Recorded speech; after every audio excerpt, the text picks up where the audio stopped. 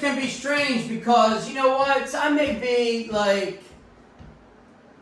hanging out with a guy that's a chief executive officer of $1 million company, and I may be just an average Joe, but yet we have the same value systems. We like hanging out with each other, and we could be true friends.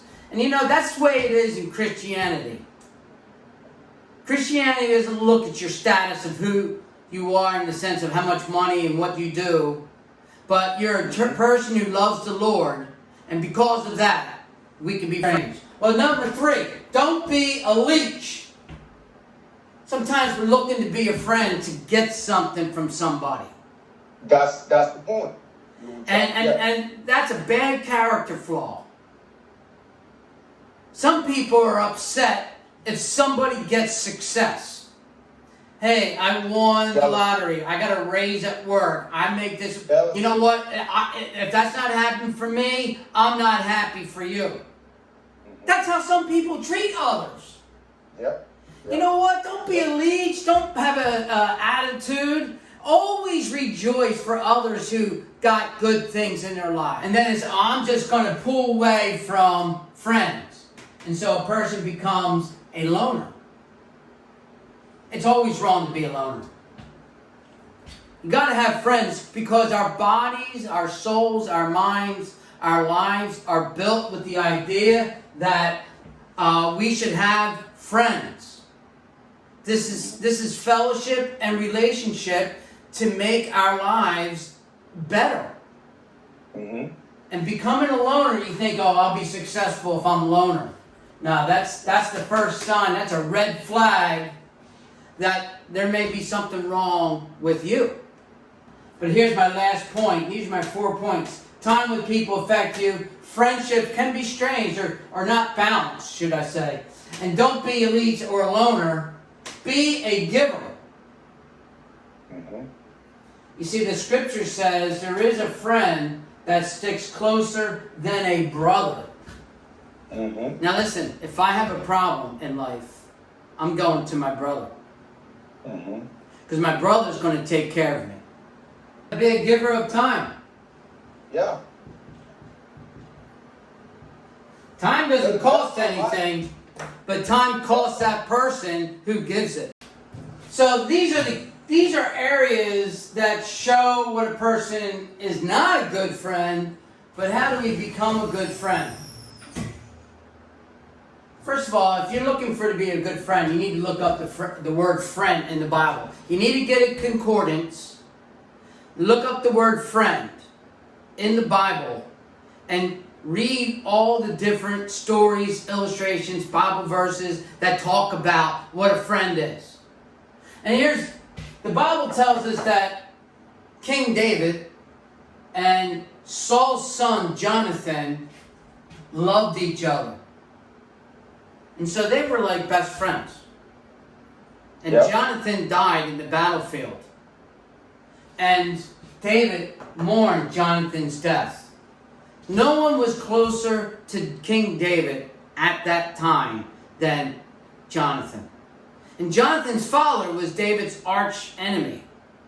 Mm-hmm. So like I said, friends can be strange. You know? Good friends take interest.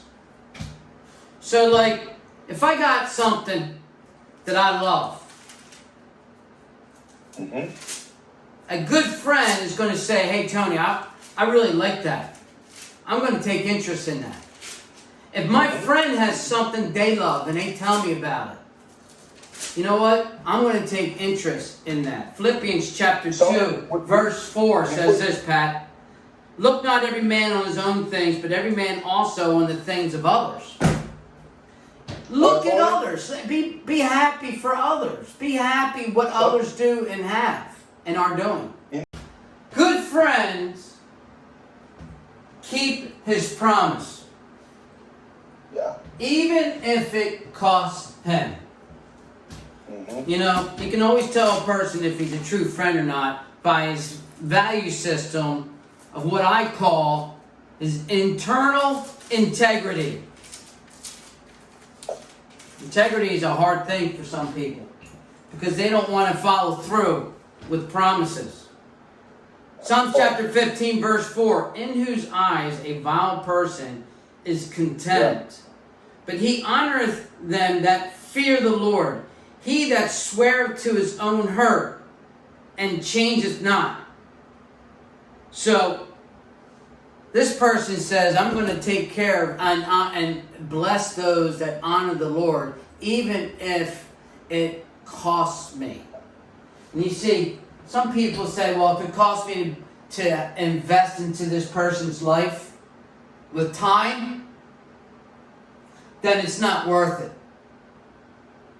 And we got to be able to give of our time. Maybe even financially we have to give to our friends. You know, sometimes our friends aren't as financially well off as others.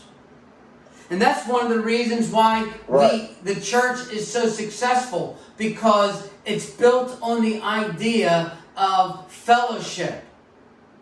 In fellowship, we worship the Lord by honoring the friends in our fellowship. And that's very important. Good friends are generous people. And a good friend never stops loving. Yes. Proverbs 17:17 says, a friend loveth at all times. Hey Pat, I want to talk about my book, Ready. Right. And Ready is an exciting, inspirational, and heart-stirring understanding of evangelism. Youthfluential.com and order this book free. Okay. We do charge for shipping. Okay, we do have a shipping fee on there, but the book is free. The book of Proverbs and Psalms has lots of illustrations of what a good friend is. You follow through on what a good friend is, and God will bring you good friends.